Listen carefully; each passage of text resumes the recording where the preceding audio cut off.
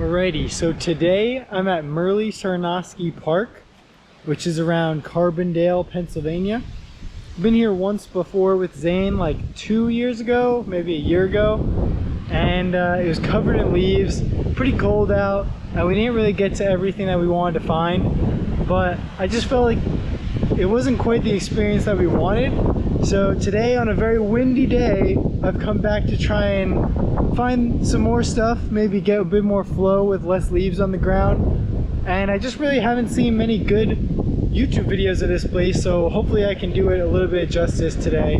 And it's a pretty beautiful park. We've got a bit of a pond going on back there, and I think we're gonna head into the trail. This is one of the more famous trails because you gotta stay close to this rock.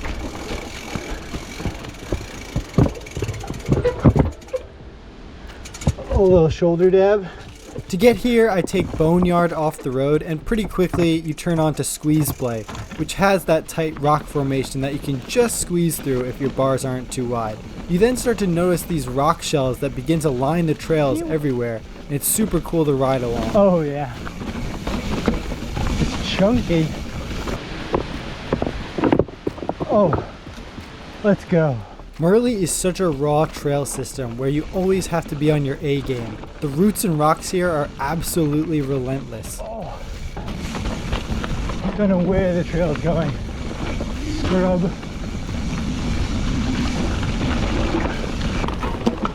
Up, up, up.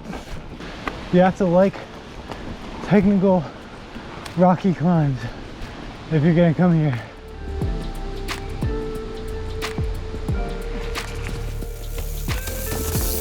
And plenty of little cliffs to make these rock faces a bit more interesting. Merli is one of those places where 8 miles feels like an all-day epic because of how technically demanding the trails are. There may not be huge descents here, but every little up and down is a gnarly challenge that rewards riders who like to move around on the bike. If you just want to go for a leisurely climb and rip a fast straight descent, this is probably one of the worst places to go. Oh, I love that.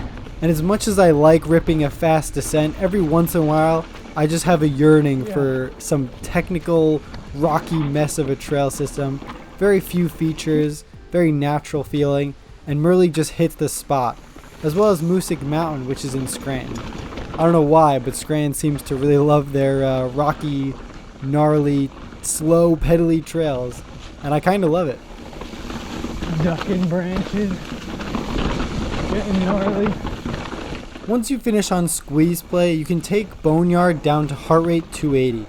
At first there are these loose chutes that offer one of the bigger descents in the park, and you don't really know why it's named heart rate 280.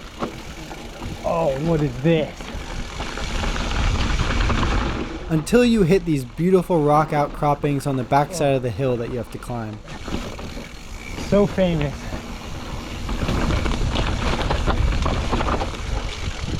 Like what? It's just a whole other experience when you're just riding rocks and moss. Holy moly. Of course there's plenty of grip, but the steepness and intense weight shifting to make some of these maneuvers quickly makes your heart want to jump out of your chest.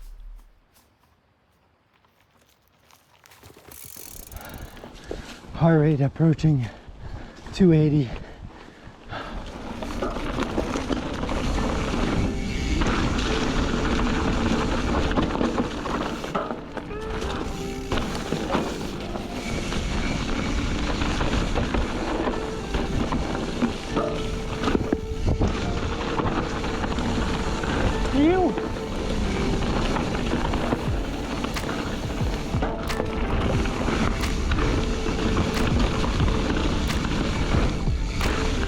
Yeah. Here. Luckily you are rewarded with one of the better little descents a while after climbing that utter rock wall on heart rate 280.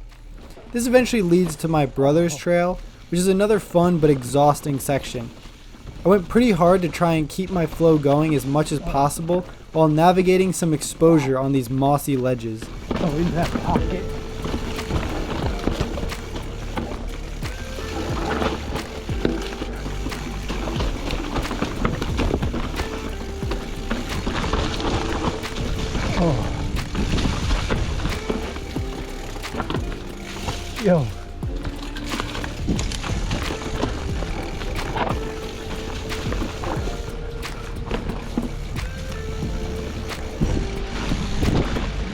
Yes.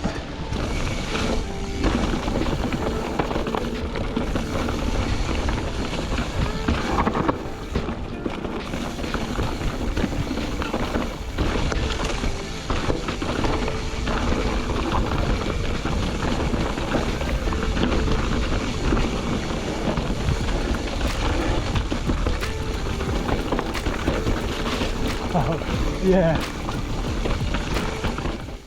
I would have liked to explore Twister and Porcupine Cliff trails, but the light and myself were fading, so I decided to call it a day and head back to the pond, along what seems to be a new shortcut towards the parking lot. It should be near the end of Blade Trail and veered off Boneyard, which is definitely preferable to continuing to climb.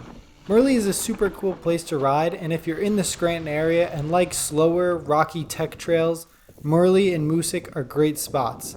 Hopefully you enjoyed watching this video, and remember, stay venturing, my friends.